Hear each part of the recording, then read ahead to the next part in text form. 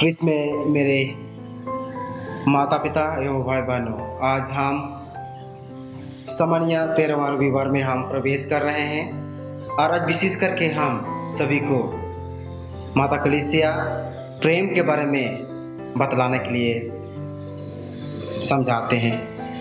अगर हमारे जीवन में हम सवाल करेंगे, प्रश्न करेंगे कि हमारे जीवन में कौन ऐसा इंसान है कि हम सबसे पहला स्थान हम देते हैं, हमारे चिंताओं में, हमारे विचारों में ऐसे कौन ऐसा इंसान है हम अपने जीवन में हम पहला स्थान देते हैं। ईश्वर ने हमारी भलाई और भविष्य के लिए अपने विचार, देखभाल और चिंता में हमें सबसे पहले रखा है। ईश्वर ने सबसे पहले हमसे प्रेम किया और उसके प्रति हमारा प्रेम, हमारे प्रति उसकी अत्यधिक दयालुता की प्रतिक्रिया है। यहाँ तक कि जब हम अपने स्वयं के पापपूर्ण घमंड, विद्रोह और अविश्वास से निराशाजनक रूप से भटक रहे थे, तब भी उसने हमें अपना प्रिय पुत्र प्रभु यीशु मसीह देने का फैसला किया और हमें पाप की दास्ता, शैतान और मृत्यु से मुक्त करने के लिए हमारे लिए अपना जीवन दे दिया। हमारे प्रति ईश्वर के अटूट प्रेम का प्रमाण आज का सुसमाचार बतलाती है। हमारे प्रति परमेश्वर के प्रेम का उसके पुत्र की स्वतंत्र इच्छा की भेंट से बड़ा कोई प्रमाण नहीं है, जिसने क्रूस पर हमारे लिए अपना खून बहाया। उनकी मृत्यु ने अपराध और निंदा के अभिशाप को तोड़ दिया और हमें हमारे पिता परमेश्वर के प्रिय पुत्रों और पुत्रियों के रूप में क्षमा और गोद लेने की जीत ली।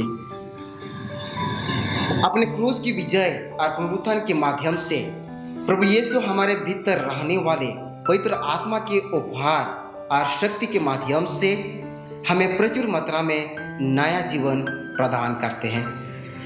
ईश्वर का प्रेम हमारे जीवन में सबसे पहले आता है।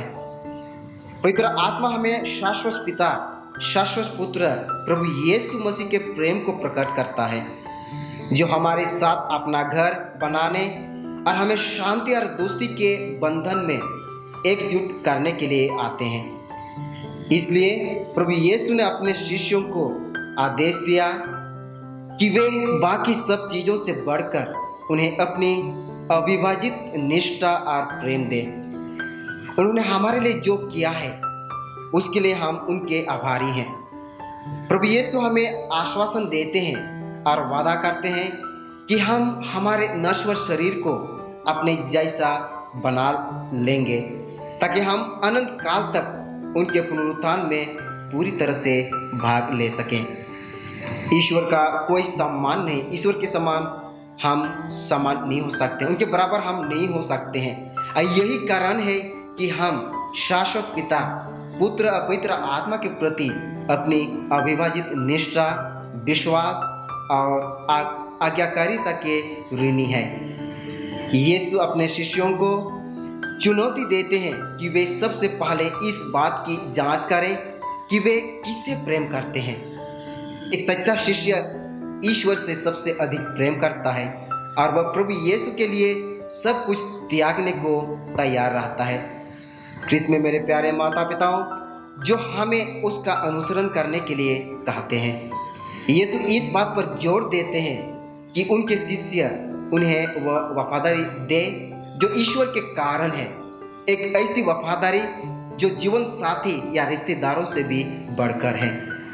यह संभव है कि परिवार और मित्र हमारे शत्रु बन सकते हैं यदि उनके बारे में विचार हमें वह करने से रोकता है जो हम जानते हैं कि ईश्वर हमसे कराना चाहता है। परमेश्वर का सम्मोहक प्रेम कोई प्रतिद्वंदी नहीं जानता। ईश्वर का प्रेम हमें यह चुनने के लिए मजबूर करता है कि हमारे जीवन में कौन या क्या पहला हो सकता है। किसी भी रिश्ते या किसी अन्य चीज को ईश्वर से ऊपर रखना मूर्ति पूजा का एक रूप है। हम कोई अलग अलग चीज़ों को अपने जीवन पर नियंत्रण करने और हम पर कब्जा करने की अनुमति दे सकते हैं, जैसे लालच और सत्ता, संपत्ति और धन की लालसा। परंतु केवल परमेश्वर का प्रेम ही हमें उसी प्रकार प्रेम करने के लिए स्वतंत्र कर सकता है जैसे वह प्रेम करता है। प्रभु यीशु ने हम सबों को दया दिखाया। एक दयालुता होने के नाते हम सबों को पापमय जीवन से छुटकारा दिया है। हमारे जीवन में भलाई काम करते रहते हैं। इसलिए प्रभु यीशु हम सबों को प्रभु यीशु के समान हम एक दूसरों के प्रति दया, दयालुता, भलाई, धैर्य, दृढ़ता को दिखाना अनिवार्य होता है और आत्म नियंत्रण के साथ हम अपना जीवन को जिए। पहली और बड़ी आज्ञा है अपने परमेश्वर से अपने पूरे हृदय, आत्मा, मन और शक्ति से प्रेम करना। यदि हम ईश्वर के प्रेम का अनुसरण करते हैं और उनके राज्य को अपने जीवन में पहले स्थान पर रखते हैं तो वह हमें अभी और भविष्य में भी हमें बनाए रखने के लिए वह सब कुछ देगा जो हमें चाहिए। आपके जीवन में प्रभु और स्वामी कौन है? अगर हमारे जीवन में हम प्रभु के बारे में हम सवाल करेंगे तो प्रभु यीशु हमारे जीवन में क्या हम एक स्वामी के रूप में, एक मुक्तिदाता के रूप में क्या हम स्वीकार किए हैं कि नहीं? सच्चा प्यार दूसरों के प्रति दया और दया में उमड़ता है। ईश्वर के प्रति सच्चा प्रेम हमें अपने पड़ोसियों के प्रति दान व्यक्त करने के लिए मजबूर करता है, जिन्हें ईश्वर भी प्यार करता है क्योंकि उसने उनमें से प्रत्येक को अपनी प्रतिरूप और समानता में बनाया है। कोलकाता की मदर तेरेसा ने एक बार एक निराश्रित परिवार के बारे में एक अद्भुत कहानी सुनाती है, जिसके पास कई दिनों तक खाने के लिए कुछ नहीं था। जब उनकी खराब स्थिति की खबर मिशनरी सिस्टरों की चैरिटी को मिलती है तो मदर तेरेसा व्यक्तिगत रूप से उनके घर जाती है और उनके लिए कुछ खाद्य सामग्री लाती है। परिवार की माँ ने तुरंत भोजन को आधा आधा बांट दिया और ले गई। जब वह लौटी तो मदर तेरेसा ने उनसे पूछा, कहाँ गई थी आप?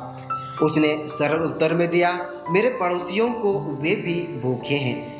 मदर तेरेसा ने कहा, मुझे आश्चर्य नहीं हुआ कि उन्होंने दिया। गरीब लोग वास्तव में बहुत उदार हैं। मुझे आश्चर्य हुआ कि वह जानती थी कि वे भूखे थे। एक नियम के रूप में जब हम पीड़ित होते हैं तो हम खुद पर इतना ध्यान केंद्रित करते हैं कि हमारे पास दूसरों के लिए समय नहीं होता है। क्रिस में मेरे प्यारे माता पिताओं, भाई बहनों, यीशु ने घोषणा की कि मसीह के लोगों को दिखाई गई कोई भी दयालुता और दी गई कोई भी सहायता अपना प्रतिफल नहीं खोए। यीशु ने कभी भी किसी जरूरतमंद को जो उससे मदद मांगता था देने से इनकार नहीं करता था। उनके शिष्यों के रूप में हमें उनकी तरह दयालु और उदार होने के लिए बुलाया गया है। यीशु ने हमारे सामने जीवन में एक ऐसा लक्ष्य रखा है जो किसी भी बलिदान के लायक है और वह लक्ष्य है ईश्वर के साथ मिलन। हमारे दिल, दिमाग और इच्छा को उसके दिल और इच्छा के साथ हमारे जीवन के लिए एकजुट करना। ईश्वर को सौंपे गए जीवन और उसकी वाणी का पालन करने का प्रतिफल स्वयं ईश्वर है। सच्ची शांति और आनंद का स्रोत जो हमेशा के लिए रहता है। क्रिस में मेरे माता पिताओं और भाई बहनों, क्या हम यीशु मसीह का प्रेम आपको अपने सभी कार्यों में परमेश्वर को प्रथम स्थान देने के लिए बाध्य करता है? आज हमने सुना कि प्रभु यीशु हम सबों को एक दूसरों को प्यार करने के लिए हम समझों को समझाते हैं। अगर हमारे जीवन में हम देखेंगे क्या हम एक दूसरों को हम प्यार दे सकते हैं? क्या हम अपने माँ बाबा या भाई बहन को बढ़ करके क्या हम ईश्वर को हमारे जीवन में हम प्यार देते हैं कि नहीं? आइए हम अपने गलतियों को कबूल करके हम ईश्वर को हम प्यार करें ताकि हम दिन प्रतिदिन अपने विश्वास में आगे बढ़ते रहें और प्रभु के लिए जिए और प्रभु के लिए मरें। आइए हम इस दृढ़ विश्वास के साथ हम ईश्वर से हम प्रार्थना करेंगे।